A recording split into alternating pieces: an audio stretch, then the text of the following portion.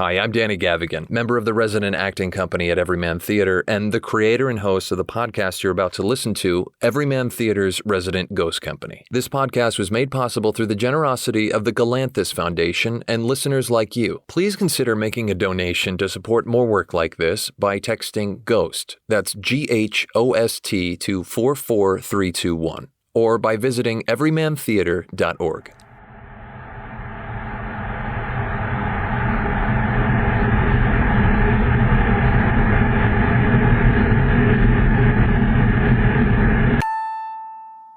I have a pretty strong history, actually, with ghosts. When you talk to people about the sight of them, there's no doubt. And I mean, absolutely believe in it. And I know what I saw. There's a ghost in this building.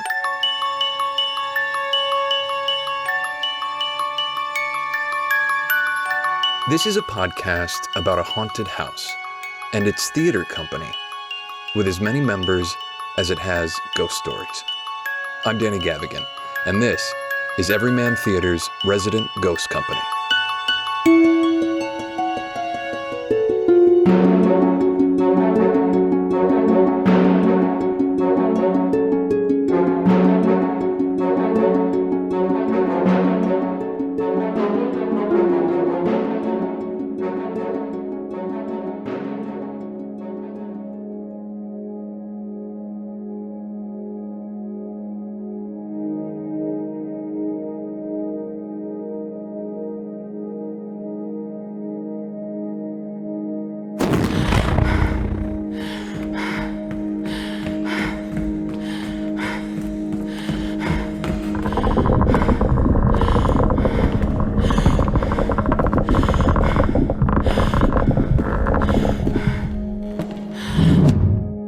I lived in a haunted house in high school. Everyman's former lead teaching artist, Brenna Horner. And we lived there for 4 years. And so when we first moved there, my mom was like, I don't know, I feel something is like kind of weird about this house. Just don't go in the attic. Sometimes growing up, I felt like there was some like maliciousness in our home, not necessarily like coming towards me. One time my brother like went into my room to use my laptop and the screen went black and words "get out" just came across the screen.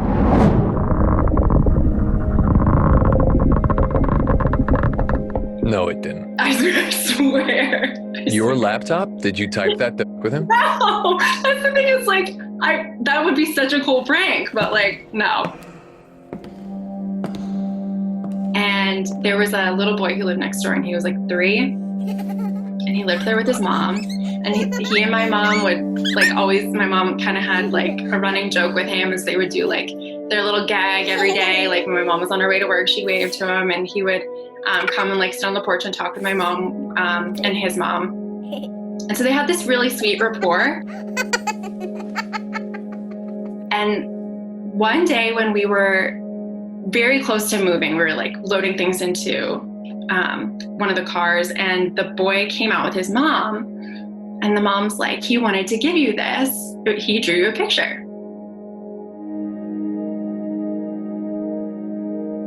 She's like, tell me what I see here. Like, what did you draw me? And he's like, this is your house. And she's like, this is really cool. Thank you so much. I'm gonna hold on to this forever. And who is this? And there's like in the attic window, there's a face that he drew. And he goes, that's the girl who lives in your upstairs.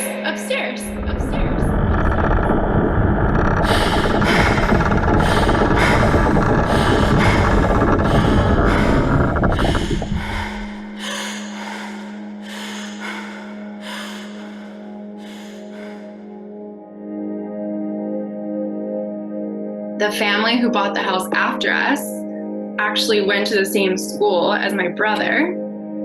One of the girls was in my brother's grade. The mother actually had to be hospitalized because she was like not well and was like beating her children, which is like very dark. And she told her husband that the house was like telling her to hurt her children.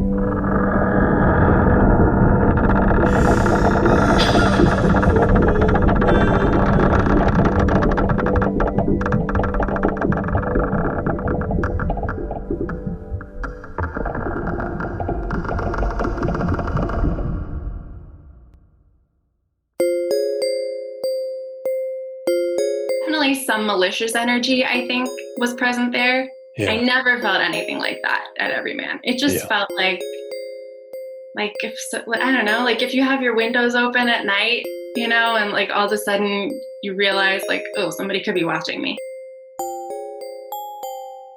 Many of the people I've spoken to who have experienced a ghost encounter at the theater of some form or another share similar stories to Brenna's, of a brush with the paranormal at their childhood home. It reminded me of something I heard at an event Everyman hosted in 2015 called The World of the Play with Mark Steiner. This particular discussion was centered around our production of Blithe Spirit. Here's Dr. Hollis Robbins, Director of the Center for Africana Studies at Johns Hopkins University and Chair of the Humanities Department at the Peabody Institute. I think dwelling is a word that actually captures what the issue is. You dwell with something. Dwelling can mean a place. We live in a dwelling, but we also dwell on something or dwell on people or dwell on a topic. And Heidegger talks about this a great deal, about how the dwelling in time and the dwelling and the being in time is the human condition. It is the fact that we want to stay, but we also sometimes want to move. The first rule of thermodynamics is like energy cannot be created nor destroyed. I mean, I'm not here to get into like everybody's beliefs about like where we go, but like, you know, if a spirit existed, that energy can't be destroyed. It just like maybe moves on to like a different way of existing. Resident acting company member Beth Hilton. So when we did Blithe Spirit... You are here. Aren't you not some sort of illusion? I may be an illusion, but I'm most definitely here.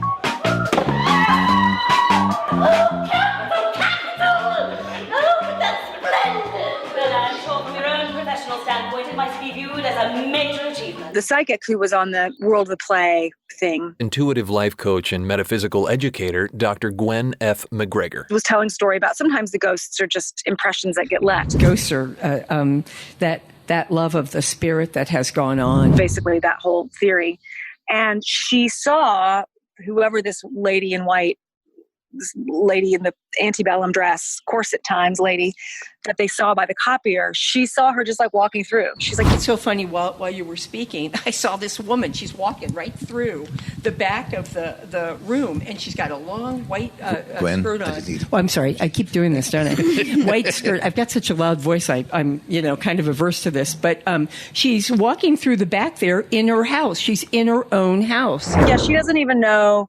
She's like, she still thinks she's in her house. She's not conscious of us. She's got a white, blouse on, long white skirt on. She clearly belongs to another time. She's walking through her time as we're existing right now. Is she even noticing us? No. She's in her own time, just doing her thing and moving around her house. And that often happens.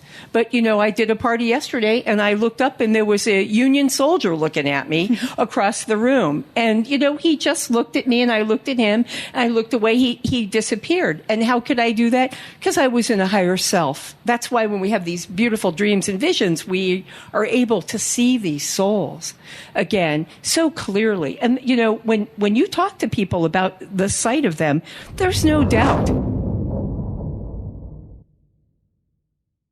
And Dr. Gwen wasn't the only one who had seen this woman in white. One night, our porter, Shema Moore, was cleaning the bathrooms in the same lobby upstairs where the World of the Play discussion had occurred. When Shema told me about this, for some reason, during this particular topic, the quality of our connection dropped significantly. Here's a portion of his interview completely unedited.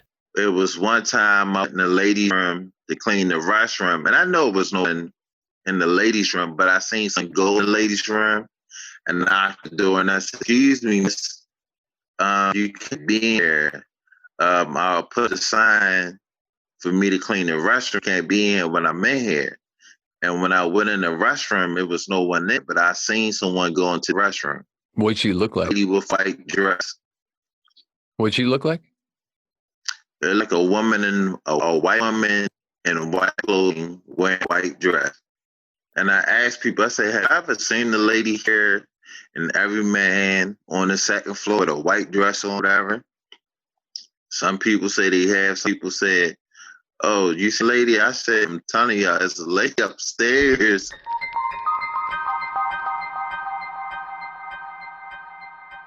I have a pretty strong history, actually, with ghosts.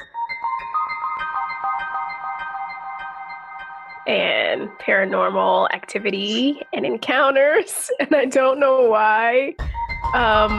But I get visits a lot. I get visits from family members as well as complete strangers. I also get visions. This is Paige Hernandez, Everyman's Associate Artistic Director. Paige is an actor, director, choreographer, and playwright.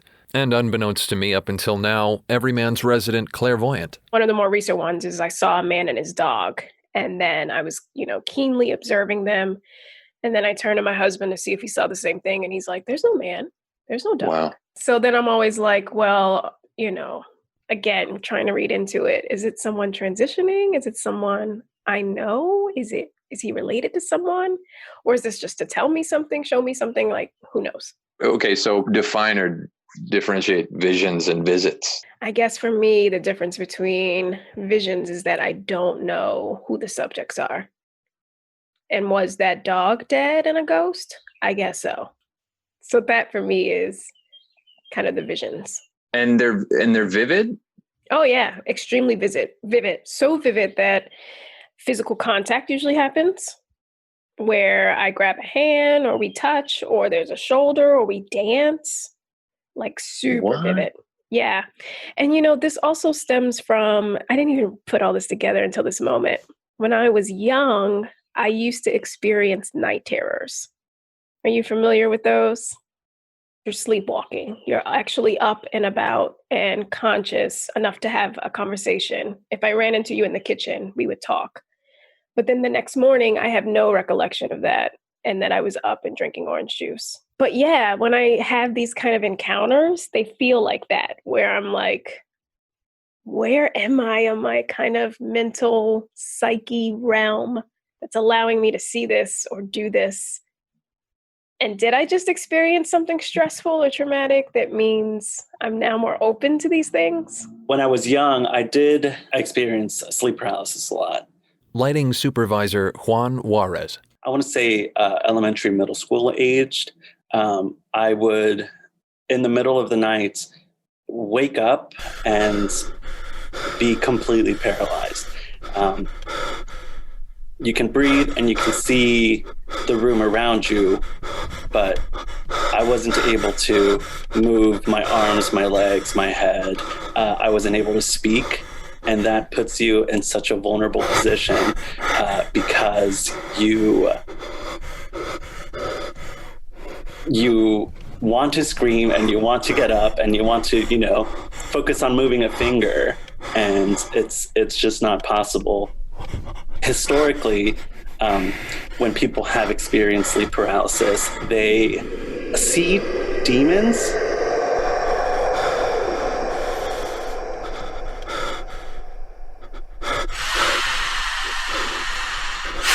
They'll experience a witch or a demon or something sitting on your chest, because when you wake up, the first thing you want to do is to sit up and move around. And when you can't do that, you feel it. You almost feel a pressure pushing against you.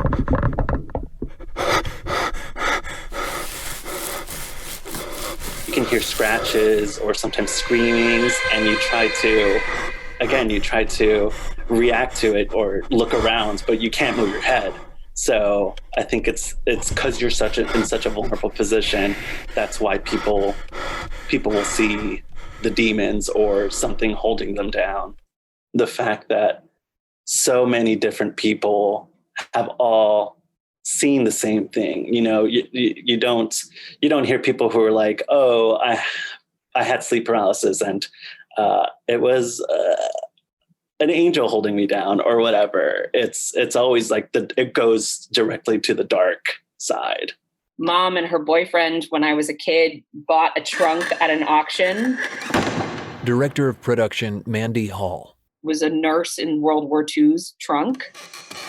And in it were like all her letters and all her stuff, like all her personal stuff, which I was fascinated by.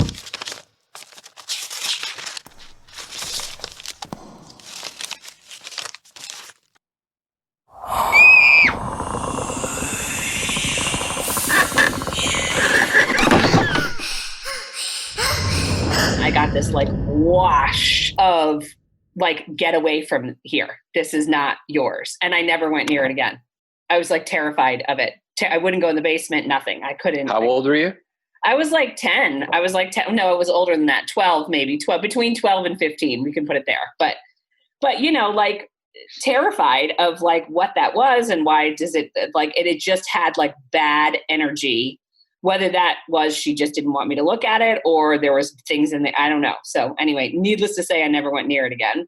But the only time I've ever been really afraid of a spirit was actually the night my brother died, when I woke up in the middle of the night. Resident acting company member Megan Anderson. I felt like he was in the room with me and he was very angry with me. And I felt like petrified, like I couldn't move and it could have been anxiety. It could have been like, that was such an insanely awful day. Like, but that night I felt like he's in the room with me and he's mad at me. And that was the only time I've ever been afraid of a spirit. Here's a longtime Everyman regular, actor Jason McIntosh. When I was 12, I was watching TV we have this room in my mother's house where basically it's a TV room / sewing room or whatever. And I was laying on the couch watching television, and my father, who was out to sea at the time, he was on this thing called a Westpac. It's a military operation for the Navy. I would say it was about a month and a half before he was planned to go out to sea. There were all these things that my dad had to fix, and he fixed all of them. Like, if there was a squeaky door, he fixed it. If there's a problem with the floor, he fixed it. If there was a problem with the toilet, he fixed it. Like, he made sure the house was ready and good to go before he went out to sea, so my mom wouldn't have to worry. My dad's job was classified. I had no idea what it was, so sometimes he would just show up. I saw him walk through the door. Yeah. I live here. In full naval uniform, like dress uniform, white uniform. And he walked in and he looked at me, and then he walked through the wall and left. 1 minute later, some representatives from the Navy came and told my mother that my father had died. So, yeah. I absolutely believe in ghosts. My childhood cat died. Audio engineer Andrew Galen. When I was maybe 8 or 10. And I definitely remember times when I think that I felt the cat jump on my bed and lay down, but nothing was there. Little things like that, though, kind of add up over the years. I'm like, yeah, I believe in that stuff. Like, yeah, we're not the only ones here. You can't explain the reasons why people do things or things happen. It's like, there's got to be a reason, right? So people come up with their own reasons, and maybe divine intervention or ghosts or family members who have passed come back to help you. I mean, I think a lot of that is people thinking of ways to kind of cope with a lot of the stuff that's happening to them. If a family member has died or anything like that, they'll find ways to kind of materialize that and humanize that. But I also believe that stuff does happen. Here's Dr. Gwen again. I think if your heart's open, I think you can pick up energy and messages, and you can see trends in the world. You can understand. Anyone who does Reiki work or true healing understands that it's their love that is facilitating some of the healing. We're not healers because we go to medical school, and I believe very strongly that the arts, music, beauty, joy, that's God. That's moving through us from spirit. I think those wonderful muses that we talk about that come to us, I think it's higher self. I think spirituality has become a very organized kind of thing where it's very prescribed. Former theater head of Baltimore School for the Arts, Donald Hicken. What you can believe and what you can't believe, and what's accepted belief and what is unacceptable belief, they were burning witches and all that kind of stuff to try to cleanse the population of these pagan experiences, what they considered to be pagan experiences. And they got rid of a lot of wisdom because it didn't fit their dogmatic mold. And I think a lot of the acceptance that we had of the supernatural was kind of bred out of people. Not a lot has changed throughout history of our curiosity of what's on the other side. I think what has changed is our skepticism. This is founding member and lead investigator with the Greater Maryland Paranormal Society, Elise Caudill-Corker, speaking at Everyman's World of the Play event in 2015. We aren't as spiritual of a society as I think we once were, or religious in different terms. And we want concrete proof. We want scientific evidence of the paranormal. We want to be able to show a video or play a recording or see a manifestation in front of our face in order to believe it. And but isn't that what you do in part? That is right? exactly what I do. Right. So it's not that I don't believe it's there unless I see it or, have proof of it. I wouldn't even do what I do if I didn't believe it was there to begin with. And here's host Mark Steiner sharing his own indelible experience. I'll give you a quick story. My mother passed away. I was there when she died in another room in the hospital. And I immediately called my brother and said, Brian, Mom's dead. And Brian said, before I get the word Mom's dead out, he said, I know. She was just sitting on the end of my bed saying goodbye. I was probably like 16, and my great-grandmother came to visit me.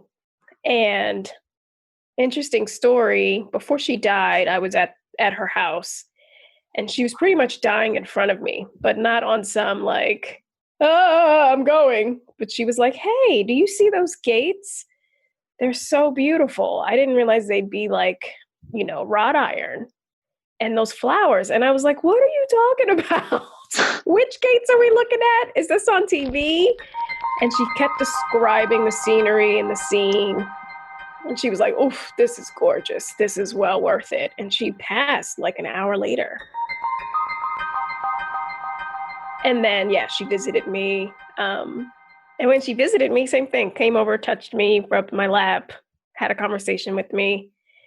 And it's been wild because I don't share it with everyone in my family because family members, believe it or not, get jealous sometimes that family is visiting me and not them. I never experienced anything like this when I was a child or at any point in my life. I was never a believer in ghosts. My mother, on the other hand, always was. She was always intrigued and convinced by ghost stories. She always had medium shows like John Edwards on, and being a native New Yorker, loved Long Island medium. When she was 9 years old, her mother, my grandmother, died tragically in a car accident. My grandfather immediately remarried, so much of my mom's childhood was spent in the care of a stepmother. Now that I've come around to the possibility of ghosts after my experience at Everyman, I decided to sit down with my mom, with an open mind, to talk ghosts.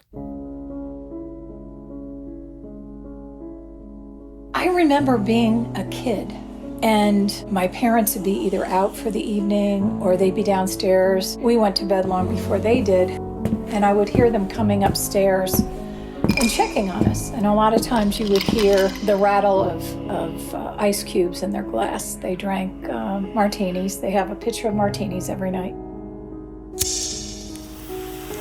Both of them smoked, so sometimes you'd see the glow of their cigarettes in the light. And then you close your eyes and pretend to be asleep. And they'd check in, they'd look in your room and make sure everyone was in their beds and go to bed. Many nights over the course of my childhood, I would suddenly feel like one of them had sat down on my bed. And I was between being awake and being asleep. It was that weird spot right before you drift off to unconsciousness and dreams. And it literally felt like one of them had sat down beside me on the side of my bed. I had a twin bed in my own little room, and the door was here to my left. The bed was on the right side of the room. It was a very small bedroom. And I would sleep with my face to the wall. So there was always a spot on the bed for someone to sit down.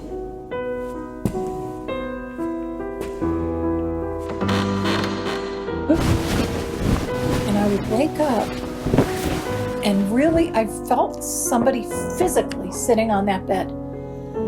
And I'd turn around and look, thinking they were looking for me to say something. And I'd look and there'd be nobody there. And it freaked me out.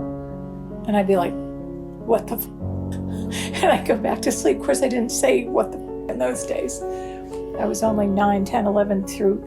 And this happened at odd times up until the time I moved out of that house, which was in 1976 when I was 22 and about to get married.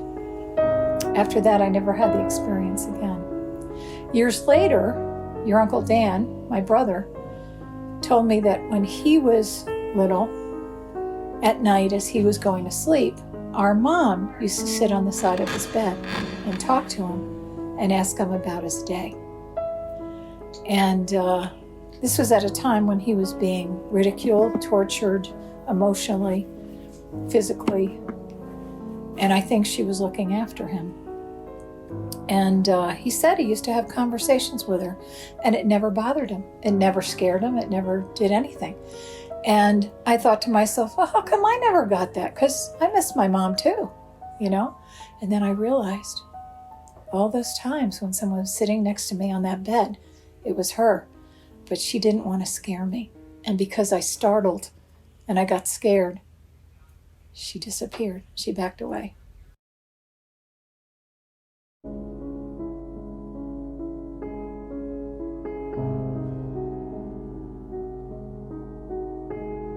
Everyman Theater's resident ghost company is written, produced, edited, and hosted by me, Danny Gavigan, with music by Kai Engel, Blair Moon, courtesy of freemusicarchive.org. Additional music by Josh Hurwitz. Moonlight Sonata is composed by Ludwig van Beethoven. Your support makes every episode possible. Visit everymantheater.org to check out our incredible 30th anniversary season and to make a donation today. Or text GHOST, GHOST, to 44321. Every donation, no matter the size, makes a difference.